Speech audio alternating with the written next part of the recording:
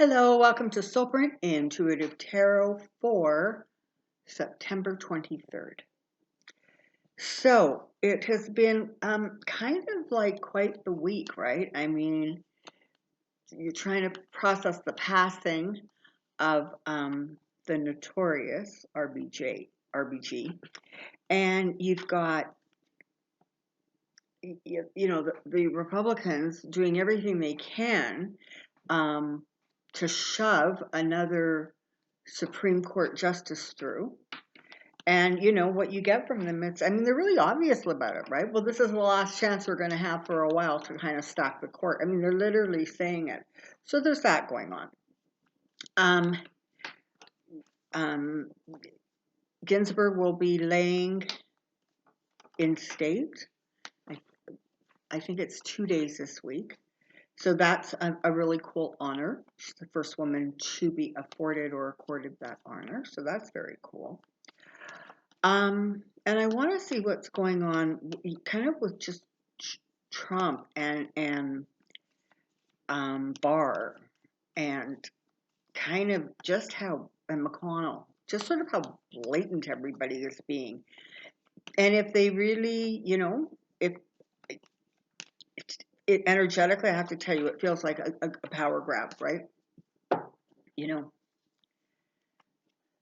They just want to grab everything they can grab while they can grab it, because I think they very clearly understand that the White House is drifting farther and farther away from them.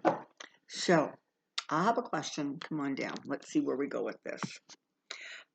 Just while I'm taking a moment to shuffle, thank you very, very much to all of my new subscribers and to my established ones, of course. Thank you.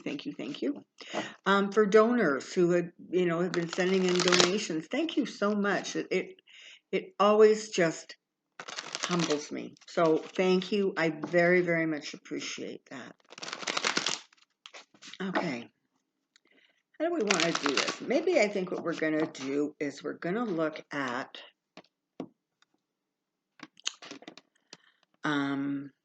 election.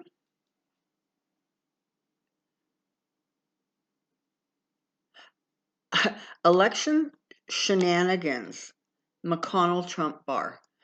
Election shenanigans, McConnell Barr. Election shenanigans, McConnell Barr. Well, let's just see what that has to say.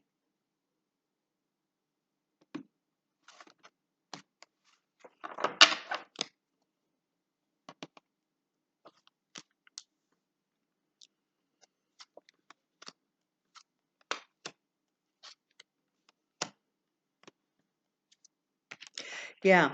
Okay, so really, honestly, this really does look like a power grab. So you have the emperor front and center, right? And in their own ways, all three of those men really are just ready to grab and amass as much power as they can.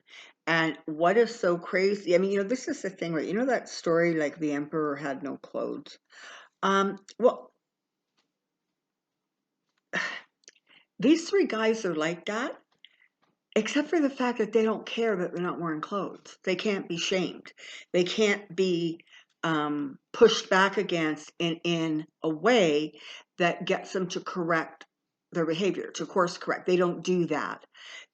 Because of the Trump influence, they now just double down. And so what you are experiencing, what you are witnessing right now is sort of those final grasps of what they can get and what they can push through. And the thing that you have to remember, even as much as we don't like to remember it,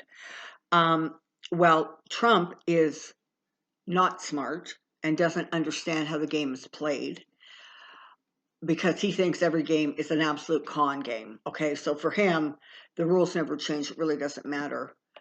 He just lives by his whatever he lives by. However, McConnell and Barr are very, very different. These are political animals. They know how to manipulate the rules. They know how to bend things. They know how to strategize. And they know exactly how far they can push. And they are, they realize that there is not a way to,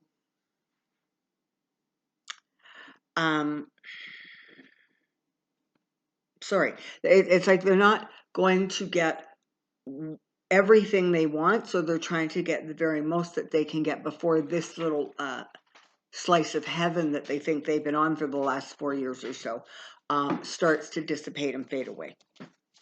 So you can't attack them. That's kind of the point here, right? You can't come after them. They're going to do absolutely everything in their power to amass whatever power they can. And what's so fascinating is it's almost as if they all realize and recognize that the writing is on the wall.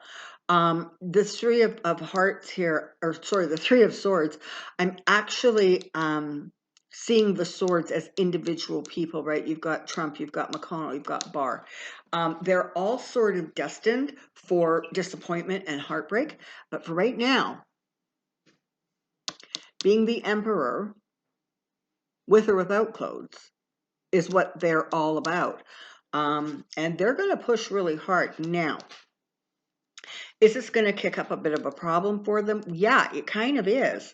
And you know what? Remember that as you're watching what's going on, if you're watching, in the next couple of days, right? Because you've got these sort of real political dances going on, right?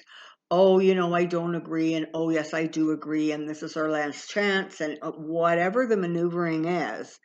And all the news people are talking about, this can happen, and just try to keep in mind that behind the scenes, there is a hell of a lot of friction going on, not only in McConnell's own caucus, but more broadly than that, because things just, they're spiraling so quickly, literally towards the dark, that it's very hard for people to get traction, even if you are a Republican, because you're having to justify and explain things that you really would prefer not be looked at. So there is stuff going on behind the scenes, and it's interesting because this reflects all three branches, or all three areas, I guess. So there's friction going on behind the scenes with McConnell and his caucus. There's friction going on behind the scenes with Trump and his people, because he just wants to do rally after rally after rally. And frankly, I think they're kind of encouraging that because, but he's also saying things at those rallies that are really, really bordering on, reckless. And you've got Bill Barr and his Justice Department,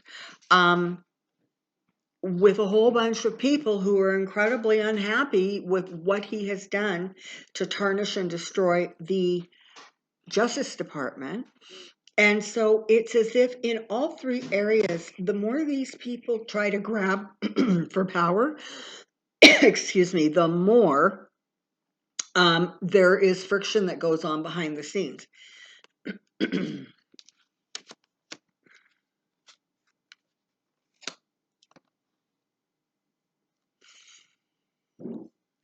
So there is really that sense of trying to, with what's going on now with the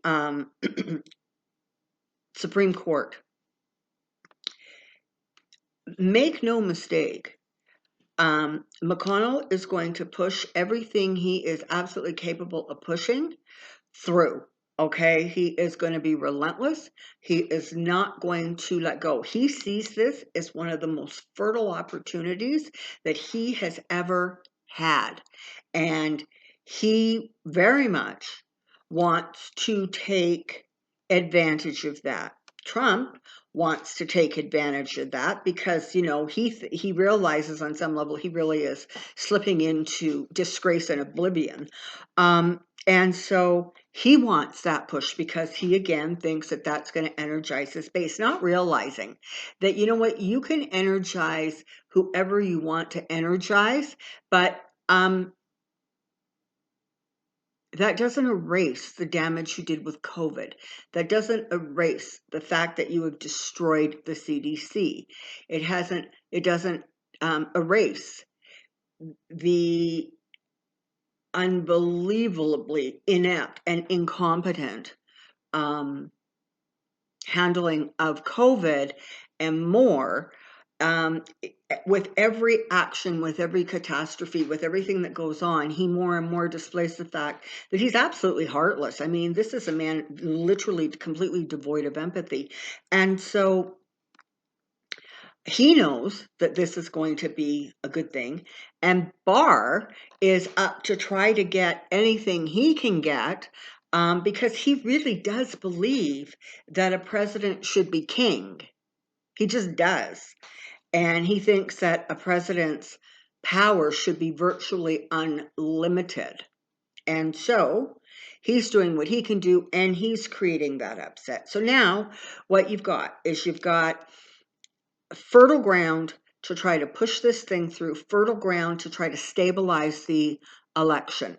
And there's going to be pushback, particularly with the Supreme Court situation. There's going to be pushback from Nancy McConnell and from the Democrats. And there are times when it feels like they may not be able to do this because they're not going to have the votes. And I, in fact, said that like literally a couple of days ago. Right now, I have to warn you that energetically, the push for that legacy of corrupting or unbalancing the court system, that drive for that is so powerful that Mitch McConnell is not going to back down. And the reality is that unless they don't have the votes by a significant enough margin that they can't sort of strong arm somebody, I think, that nomination, whoever it is going to go through. And I'm not saying it is, and I'm not going to say it isn't, but I am telling you that in the last couple of days, the energy has shifted. And so even people who initially came out and were doing the, well, I'm going to be honorable nonsense, because they don't know how. But even they are starting to backtrack. Chuck Grassley is the one that most quickly jumps to mind. Mitt Romney, another one who has announced that, yeah, no, he's going to support going ahead with this vote. And so there is now almost a bigger push of ego going on, honestly, than there was before the election. Before this, her passing. So what this has done is this has really amped up enthusiasm. Now, it's ramping up enthusiasm in that, those small groups of people who really, really want that Supreme Court unbalanced that way. But that's not what all Republicans think and are about. And really, that's who he's trying to, get energized. I don't remember the latest number, but 70 or 75% or something like that of people do not want the Ginsburg replacement dealt with before the election or until the new president comes in. So they're bucking their own party, but it's all about ego, and it's all about twisting the message however they have to twist it. They have already established that their word is trash. Trash. Any integrity, gone. Any honor, gone. Any sense of humility, gone. They believe that they can get away with anything because really they haven't been stopped very well. I mean, I think the Democrats have done everything they could, or at least given whatever situation they were in the exact moment. But now this is like, ultimately their hands are tied unless they can convince a couple of Republicans to vote with them. I am going to continue to monitor that, but I just want to give you a bit of a heads up. I'm sorry. But it does look like now there's gotten some senators' egos involved. And some of them that are losing badly kind of think, what the hell, I'm going to go out, supporting my party. Some of them who maybe are a little bit more politically savvy are trying to be strategic about this. But, one Republican or two Republicans voting with the Democrats is not enough. And so it's starting to feel like there's some real momentum there. And I'm not liking the look of it. Now, so Trump is going to be pushing really hard to get everybody behind him, to get everybody rallying behind him. He's going to be spouting nothing but lies and garbage for the next little while, so be prepared for that. And there are certainly donors and partnerships that have been cemented and created from the Republican agenda. And so you have Mitch McConnell in the Senate just trying to only deal with his agenda and nothing else, while literally there is no stimulus package in the works. There is no healthcare plan in the works. They're trying to destroy that. He is finally, I think, on a bigger scale. I think Kentucky knew what he was, but I think in the last sort of handful of years, I want to say, McConnell has really shown the world what exactly it is he's made of. And frankly, it's not very attractive. We already know that Trump, in his own way, is an empty vessel, okay? Whatever somebody pours into him and tells him to believe or do, that's exactly what he does.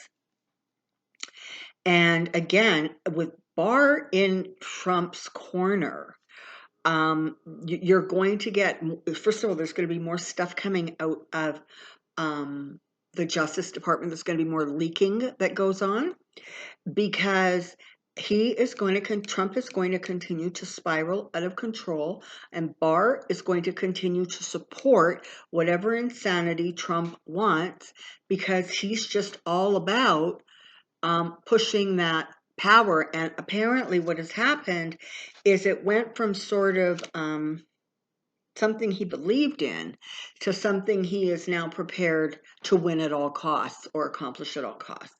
So you really do have three out of control people who frankly are trying to do their level best to change the messaging, to change the focus, and honestly, to change their fortune, because even they recognize that they're really skating on some thin ice and they're in trouble politically. And so they're doing what they need to do to try and change their fortunes, because frankly, their fortunes are in a bad way right now. But they're not going to be able to they're not going to be able to divert people's attention from what they stole, from what they didn't handle well, from the, frankly, insult to the country, to the people, to the institutions. So they're going to try, and I'm warning you, it's going to get even a little crazier. I mean, you're going to have Barr saying things that are just defy logic, defy the law, but he's going to say them and push ahead, because Barr's actually proven to be very good at creating a narrative that has no basis in reality and pushing it forward as if it's, the gospel. So, yeah, I got to say, in some ways, and I'm all about everybody having the right to practice the religion or spiritual beliefs of their choice. I truly am. But this is a very clear demonstration of what you get when you allow people who are evangelical Christians into powerful positions in an administration, in those higher, offices. This is what you get. This is what you get. And those evangelicals are going to move the next mountain to get that final judge in place. And right now, it feels as if everything is in such a state of flux. And honestly, it's going to depend on not even what happens this week, but what happens next week. Because he's apparently going to announce the name of the nominee on Saturday. So it's going to be what follows that, where you're going to be able to get a real read on, I think, sort of what a more accurate look at what the outcome is going to be. Certainly with every one of you, I am hoping that they can block this. Now, yeah. So,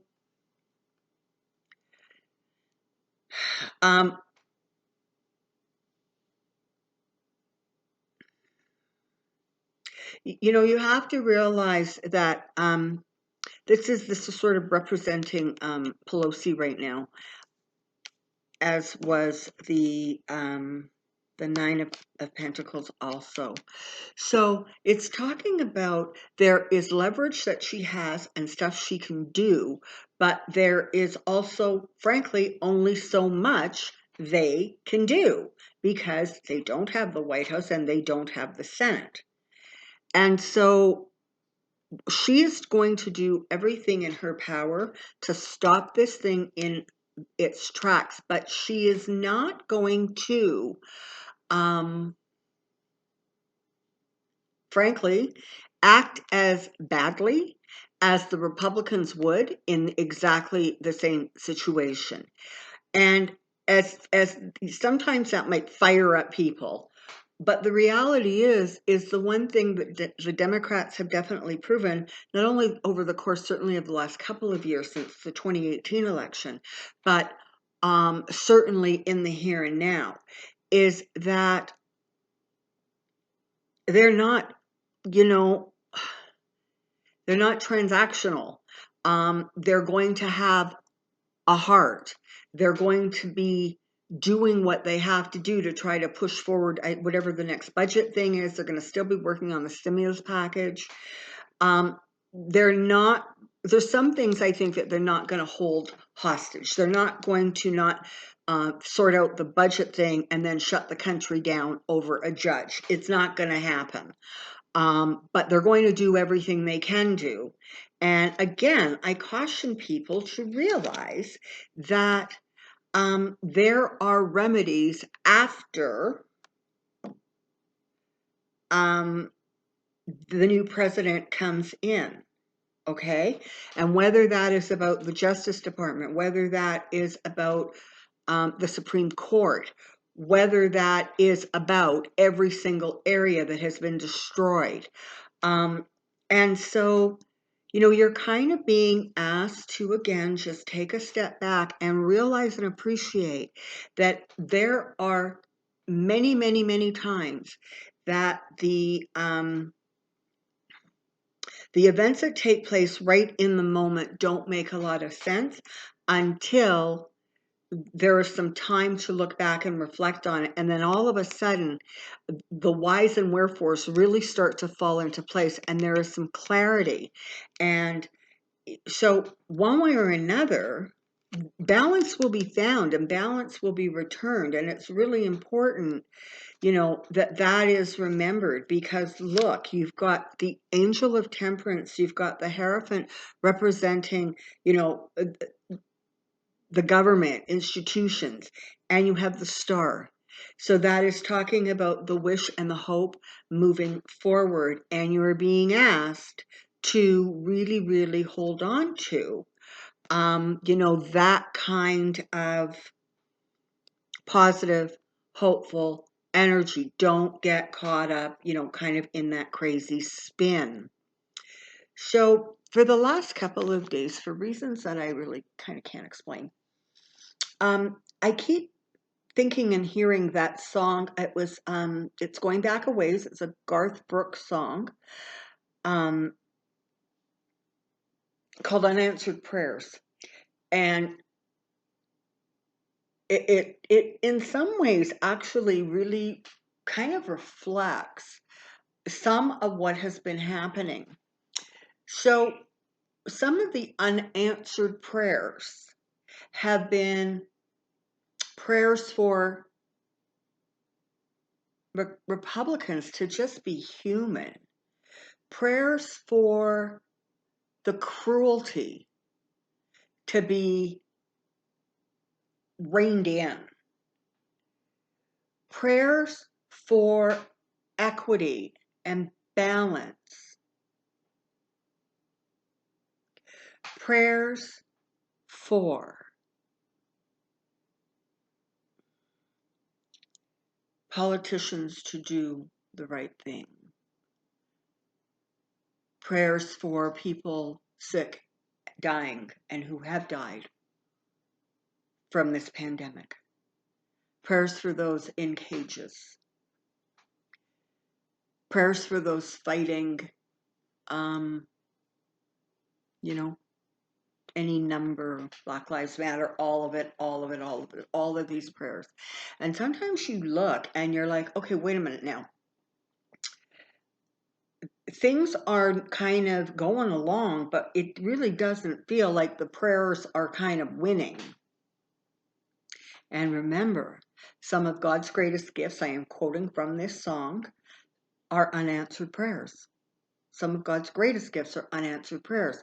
And so part of the reason I think that some of the prayers haven't been answered, or they've kind of been answered the way they have been answered and will be answered, is because there really was a need deep down for the United States, for the people of the United States, for the country as a whole, to really face exactly how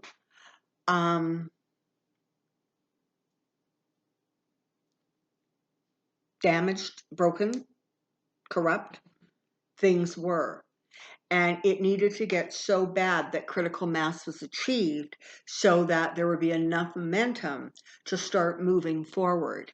And some of those unanswered prayers simply were unanswered at the time because the answer is bigger, better, and more spectacular than had the initial prayer been answered as it was asked for. So that is what's going on. That which is not working was absolutely torn down. It was exposed in all of its ugliness. And by extension, it also exposed the depth of the caring and the compassion and, of not only the American people, right, you guys, but it brought in many ways kind of the world together, if you will. And so just always try to stay really positive, because I'm here to tell you, and this again is something you already know, that sometimes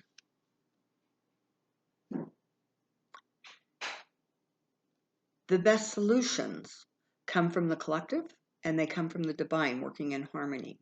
And I think it just needed to get bad enough so the collective could actually focus, look at it squarely and honestly. And I have to say, in in these last 4 years, it feels very much like the American people have done that. Not all of you, but if you're 70% and they're 30%, you have the advantage. Remember that. Until next time, take care, be well, and we'll see you soon.